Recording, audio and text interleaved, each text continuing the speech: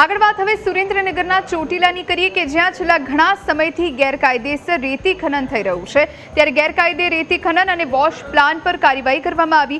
Chotila SDM અને મામલતદારની સંયુક્ત ટીમે મોરસર ગામની ભોગાવા નદીમાંથી રેતી ખનન કરનાર સામે કાર્યવાહી કરી।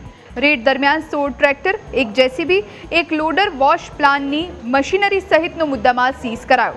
નદીમાંથી ખનન કરી અને પ્રાથમિક સ્કૂલની બાજુમાં વોશ પ્લાનમાં રેતી લાવવામાં આવતી હતી। ગામે જે ભોગાવો નદી આવેલી છે તે ભોગાવો નદીની અંદર રેડ પાડતા ત્યાંથી બાજુની અંદર પ્રાથમિક શાળા છે ત્યાં તદ્દન ગેરકાયદેસર વોશ પ્લાન્ટ આવેલા હતા।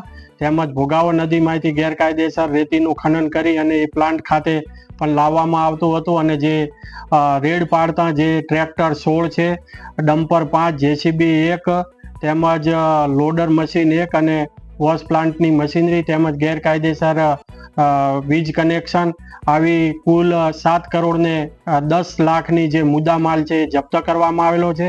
અને આ તમામે તમામ મુદ્દામાલ જપ્ત કરી તેમજ રેતીના જે સ્ટોક છે એ પણ સીઝર હુકમ કરી અને મામલતદાર કચેરી ખાતે ચોટીલા ખાતે ખસેડવામાં આવેલ